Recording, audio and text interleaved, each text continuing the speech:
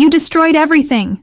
My dad Lawrence screamed, his face red with rage, as he slammed the IRS audit notice on the kitchen table. The papers scattered across the worn wood surface like accusations. 7 years, Melody. 7 years of fighting this mess because you couldn't handle simple bookkeeping. I sat there, stunned, watching my father's anger burn through our Seattle home like wildfire.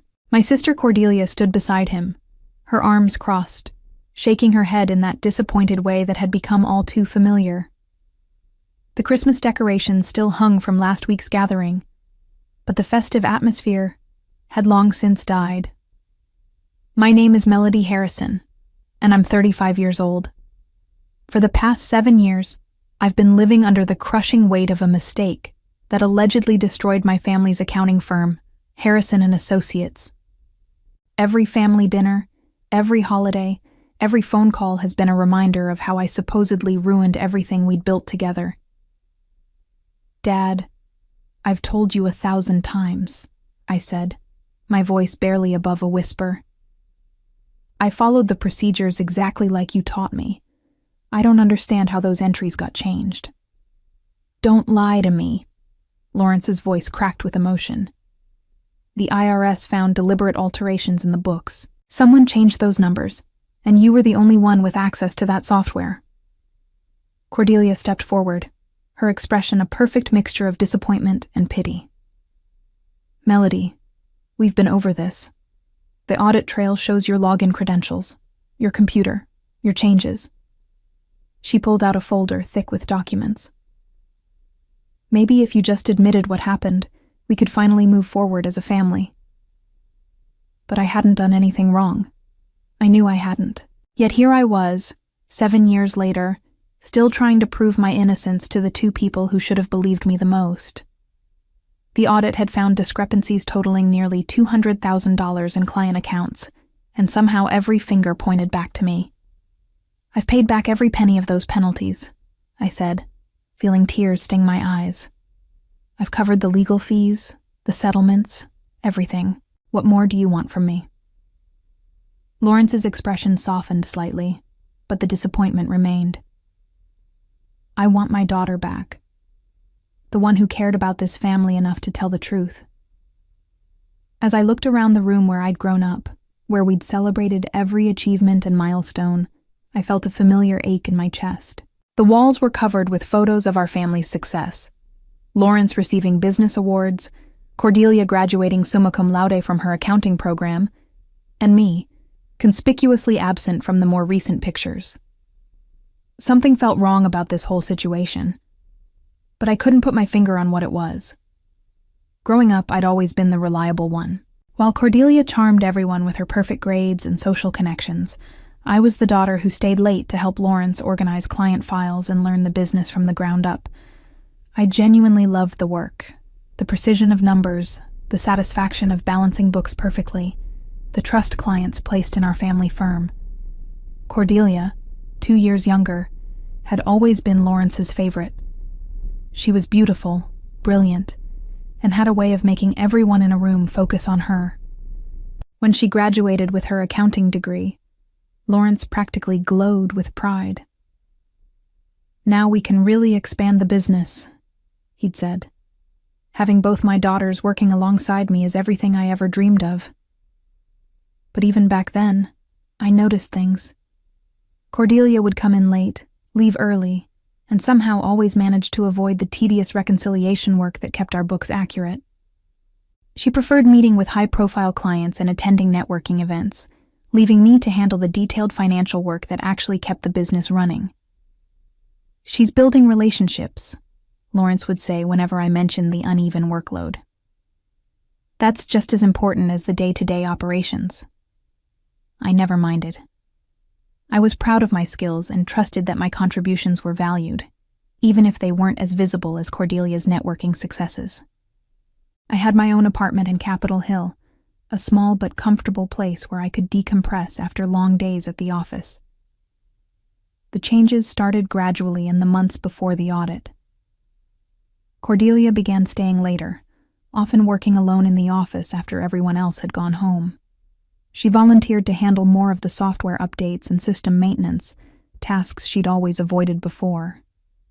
"I want to be more involved in the technical side," she explained when Lawrence praised her newfound dedication. "Melody's taught me so much about how everything works." I remember feeling pleased that she was finally taking more interest in the crucial back-end operations. We even had some good conversations about accounting procedures and client management during those weeks. She asked detailed questions about our software systems and seemed genuinely interested in learning how everything connected.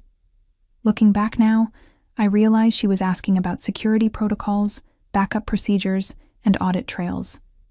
At the time, I thought she was just being thorough. I was happy to share my knowledge with my sister. The audit notice arrived on a Tuesday morning in March. Lawrence opened it during our weekly staff meeting, and I watched his face drain of color as he read the formal language about discrepancies requiring immediate investigation. "They're looking at our books from the past 2 years," he said quietly. "They want everything. Every transaction, every adjustment, every piece of documentation." I felt confident. Our books were meticulous. I double-checked every entry, maintained perfect records, and followed every procedure to the letter. I even welcomed the audit as a chance to prove how well-run our business was. How naive I was.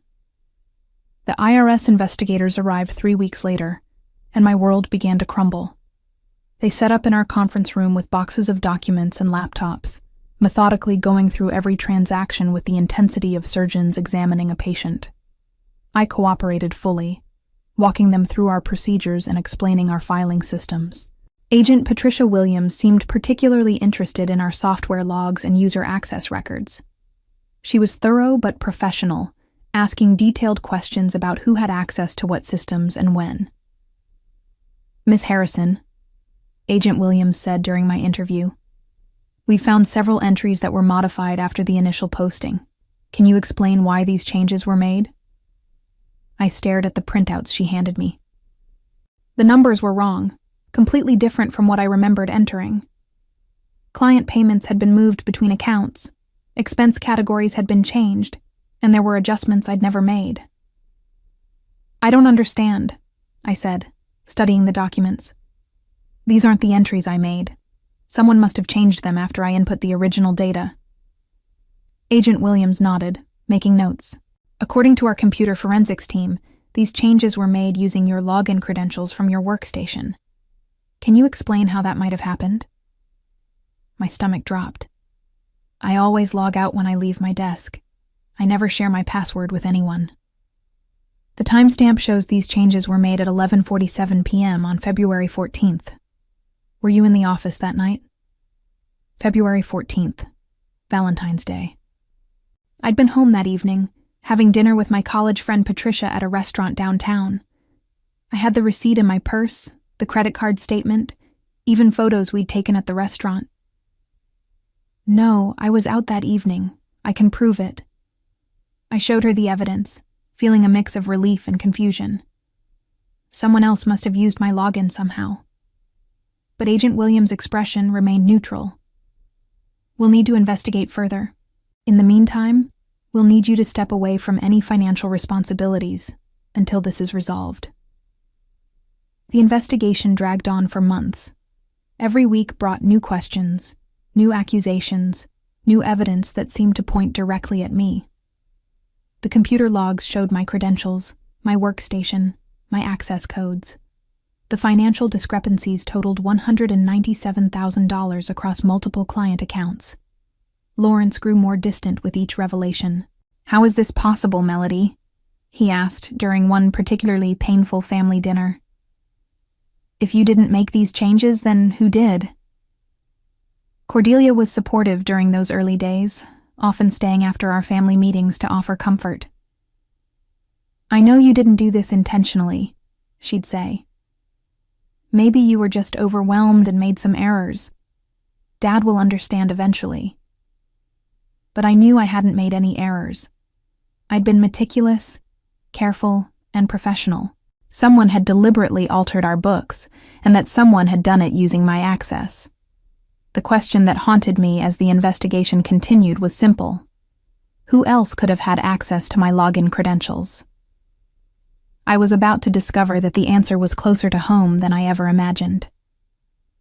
The final audit report arrived on a gray October morning, and it shattered what remained of my relationship with my family. The investigators had concluded that the alterations were deliberate, sophisticated, and designed to hide missing funds.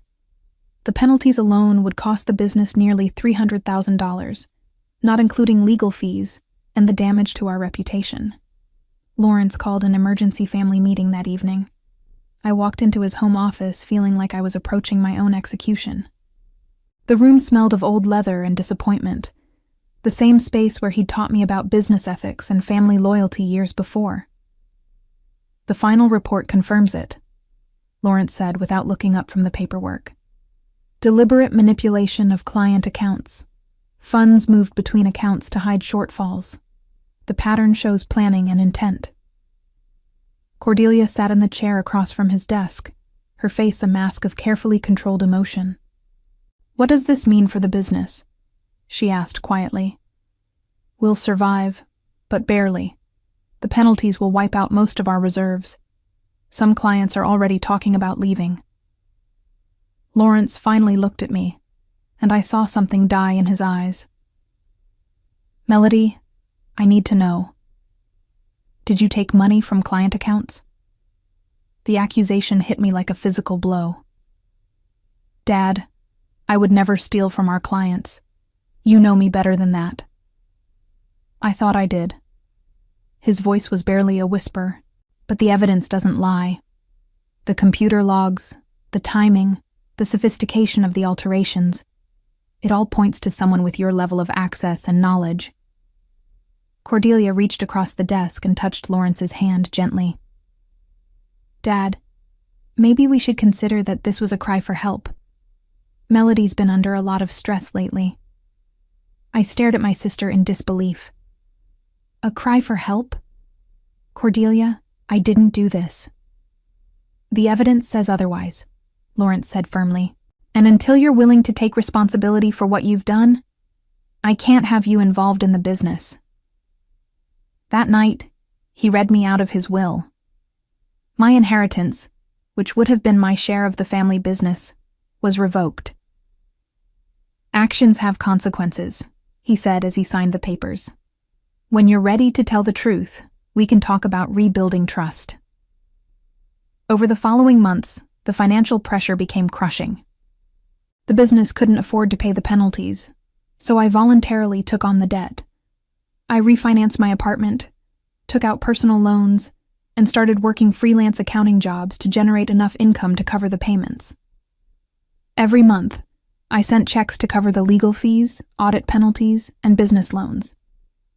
Every month, I felt the weight of guilt and confusion pressing down on me like a stone. My family gatherings became exercises in public shame, with Lawrence and Cordelia treating me like a criminal who hadn't yet confessed.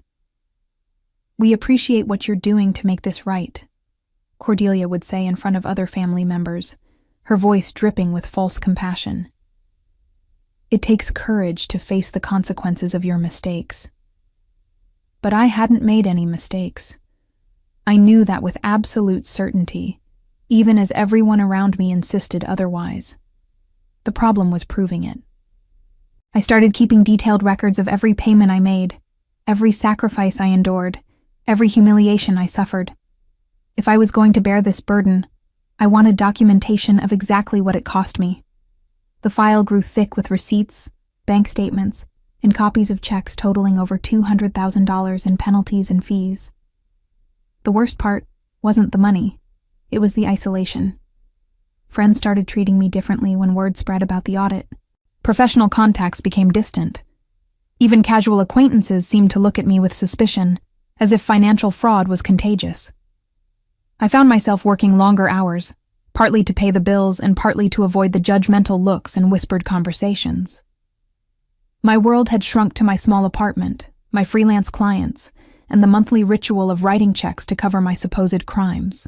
But late at night, when the bills were paid and the apartment was quiet, I couldn't shake the feeling that something fundamental was wrong with the whole situation. 2 years into my exile from the family business, I began to notice patterns that didn't make sense. While I struggled to cover the audit penalties and legal fees, Cordelia seemed to be thriving. She'd moved into a luxury apartment in downtown Seattle, started driving a brand new BMW, and had taken several expensive vacations that she documented extensively on social media. "Business consulting is really taking off," she explained when I asked about her obvious prosperity during one awkward family dinner. "I've been helping other accounting firms improve their security and compliance procedures." The irony wasn't lost on me. My sister was building a career on the back of our family's audit disaster, positioning herself as an expert on the very problems that had supposedly been my fault. She spoke at industry conferences about preventing internal fraud and identifying warning signs of employee misconduct. Lawrence beamed with pride when she showed us articles featuring her expertise. "At least something good came out of this mess," he said, carefully not looking at me. "Cordelia's really made a name for herself." I forced myself to smile and offer congratulations, but something twisted in my stomach. While I worked 60-hour weeks to pay for penalties I didn't incur, my sister was profiting from our family's reputation crisis.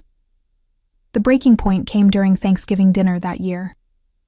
We were gathered around Lawrence's dining room table, the same table where we'd celebrated business successes and family milestones for decades. The conversation turned to Cordelia's latest consulting contract, a prestigious engagement with a major accounting firm in San Francisco. "They specifically requested me because of my experience with audit remediation," Cordelia said, cutting into her turkey with precise movements. "They want someone who understands how these fraud schemes develop and how to prevent them." "Fraud schemes?" I repeated slowly. "Is that what we're calling what happened to our business?" Cordelia looked up, her knife paused mid-cut. "Well, yes. The audit found evidence of deliberate manipulation. That's fraud by definition." "And you think I deliberately manipulated our books to steal from clients?" The table went silent. Lawrence set down his fork and looked between us with the expression of a man tired of refereeing the same fight. "Melody, we've been through this," he said quietly. The evidence was clear. "Can we please just have a peaceful dinner?" But I couldn't let it go. "Cordelia, when you consult with these firms about preventing fraud, do you tell them that the perpetrator in our case was never actually prosecuted? That the supposed criminal was never even formally accused of a crime?" Cordelia's composure cracked slightly. "The lack of criminal charges doesn't mean no crime occurred. Sometimes prosecutors choose not to pursue cases for various reasons. Such as insufficient evidence to meet the criminal standard of proof," she said quickly. "That doesn't mean the behavior was acceptable, or that there weren't consequences." I stared at my sister across the table, studying her face in the candlelight. Something in her tone, in the way she'd answered so quickly and specifically, triggered a memory. During the audit, she'd demonstrated an unusual knowledge of legal standards and prosecution guidelines for financial crimes. At the time, I'd assumed she was just researching to better understand our situation. Now I wondered if there was another explanation. "You seem to know a lot about criminal prosecution standards," I said carefully. "Have you been researching this topic extensively?" Cordelia's hand tightened on her knife. "Of course I have. Our family business was nearly destroyed. I wanted to understand exactly what happened and how to prevent it from happening again." The conversation moved on, but I couldn't stop thinking about her reaction. That night, I made a decision that would change everything. I started my investigation the next morning, driven by an intuition I could no longer ignore. If someone had used my login credentials to alter our books, they would have needed detailed knowledge of our systems, access to the office, and familiarity with accounting procedures sophisticated enough to fool an IRS audit. The list of people with that combination of knowledge and opportunity was very short. I contacted our former IT consultant, Trevor Yamamoto, who had helped us set up our computer systems. Over coffee at a downtown cafe, I asked him about security protocols and user access logs. "The thing about your old system," Trevor said, stirring sugar into his latte, is that it kept much more detailed logs than most people realized. Every keystroke, every mouse click, every file access was recorded with timestamps and location data. Location data? IP addresses, machine identifiers, even physical location if the computer had GPS capabilities. The audit team probably only looked at the basic login information, but there would have been much more detailed data available. My heart raced. Would that data still exist? Depends on the backup procedures. Most firms keep archived logs for at least 7 years for compliance purposes. You'd need administrative access to retrieve them, though. I spent the next week researching data recovery and forensic analysis procedures. What I learned was both encouraging and frustrating. The detailed logs Trevor described would indeed show exactly who had made what changes when, but accessing them would require technical expertise I didn't possess. That's when I remembered something important. Before the audit, Cordelia had volunteered to handle our system backups and archive procedures. She'd insisted on taking over that responsibility, claiming she wanted to learn more about the technical side of the business.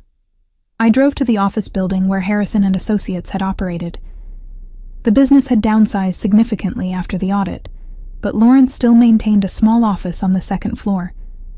I used my old key code, hoping he hadn't changed it. The office was quiet and dimly lit. Most of our old equipment was gone, but I knew Lawrence kept financial records and backup drives in the fireproof safe behind his desk.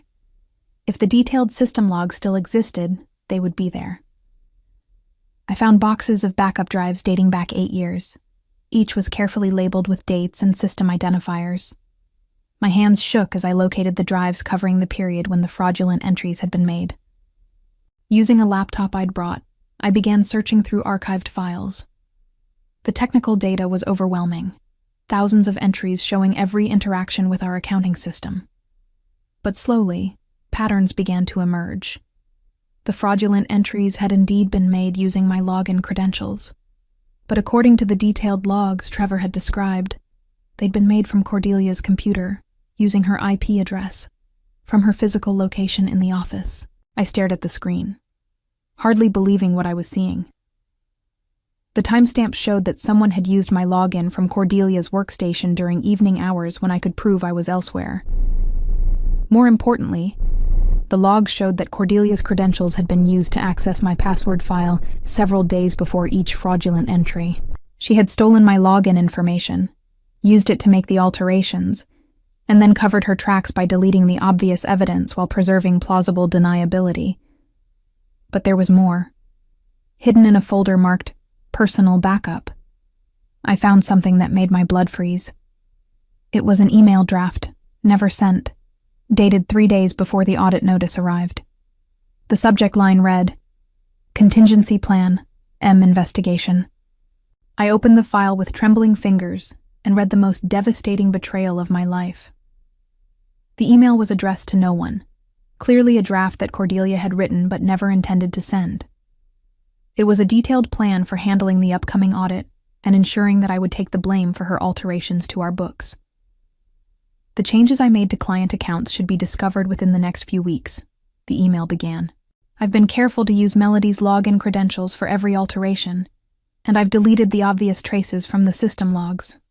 When the investigation begins, the evidence will point directly to her. I read the words 3 times before their full meaning sank in.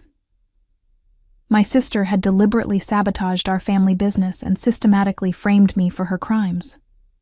But it got worse. Melody's personality works in my favor, the email continued. She's always been the responsible one, the one who takes blame even when it's not deserved. She'll accept guilt for these changes because she can't imagine that her own sister would betray her so completely. The clinical detachment in her tone was almost worse than the betrayal itself. She had studied my character, identified my weaknesses, and exploited them with surgical precision.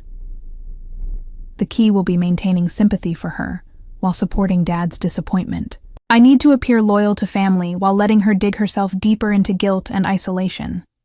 The consulting opportunities from this audit scandal should be worth at least $500,000 over the next 3 years. My hands shook as I printed multiple copies of the email. This wasn't just fraud. It was conspiracy, calculated destruction of family bonds for financial gain. Cordelia had stolen money, destroyed our business, and ruined my reputation because she saw an opportunity to profit from our family's crisis. The email ended with a list of potential consulting clients and speaking opportunities that would be available to someone with insider experience in accounting fraud cases. She had planned to build her entire career on the wreckage of our family business and my destroyed reputation. I sat in the empty office, surrounded by the ghosts of our family's success, and felt a cold fury settle in my chest. For 7 years, I had carried guilt that belonged to someone else. I had paid for crimes I didn't commit, endured shame I didn't deserve, and watched my sister profit from my suffering. That ended today. I called Lawrence and Cordelia separately, asking them to meet me at his house that evening for an important family discussion. I told them I had something significant to share about the audit situation, something that might help us finally move forward. Lawrence sounded tired, but hopeful. "Are you ready to tell us what really happened, Melody?" "Yes, Dad," I said quietly. "I'm ready to tell you exactly what happened." Cordelia's response was more cautious. "What kind of information are you talking about?" "Evidence," I said simply. "Documentation that changes everything we thought we knew about the audit." That evening, I arrived at Lawrence's house carrying a briefcase containing printouts of the system logs, copies of Cordelia's email, and a detailed timeline showing exactly how she had executed her fraud. I had also prepared a comprehensive financial analysis showing how my payments over the years had exceeded the actual penalties by more than $50,000. Lawrence was already seated in his office when I arrived. Cordelia came in a few minutes later, looking polished and confident in her business attire. She had no idea that her 7-year conspiracy was about to crumble. "Thank you both for coming," I said, setting my briefcase on Lawrence's desk. "I know this situation has been difficult for all of us, and I wanted to share some information that I think will provide clarity." Cordelia leaned forward slightly. "What kind of information?" I opened the briefcase and pulled out the printed email. "Information about who really altered our accounting records, who actually committed fraud, and who has been lying to this family for 7 years." I handed the email to Lawrence first. As he read, I watched his face change from confusion to shock, to a deep, hurt anger. "Cordelia," he said quietly, his voice thick with emotion, "please explain what this means." I had waited 7 long years for this moment. Now, finally, the truth would set me free. Lawrence's trusted attorney confirmed that Cordelia's email constituted both admission of guilt and conspiracy to commit fraud. Within weeks, federal investigators reopened the case, this time focusing on the right suspect. Cordelia faced criminal charges for embezzlement, fraud, and conspiracy, ultimately receiving a 3-year prison sentence and permanent revocation of her accounting license. Her consulting business collapsed overnight when clients learned about her criminal conviction, and she was forced to liquidate her luxury lifestyle to pay restitution to the original victims and cover legal fees. Lawrence, devastated by the revelation that he had spent years punishing his innocent daughter while enabling his guilty one, transferred full ownership of the remaining business assets to me and publicly cleared my name in industry publications. Cordelia's carefully constructed reputation as a fraud prevention expert became a source of professional ridicule when the truth emerged, and she found herself unemployable in any financial field. Lawrence struggled with guilt over his favoritism and the years of unjust treatment he had subjected me to, ultimately entering therapy to address his inability to see past Cordelia's manipulations. As I signed the papers making me the sole owner of Harrison and Associates, I reflected on how Cordelia's greatest mistake was underestimating the very sister she had tried to destroy. She had been right about one thing. I was the responsible one. Thorough enough to investigate, persistent enough to uncover the truth, and strong enough to rebuild what she had tried to tear down. And now I knew that sometimes the best revenge is simply letting someone's own calculated cruelty become the foundation of their complete downfall.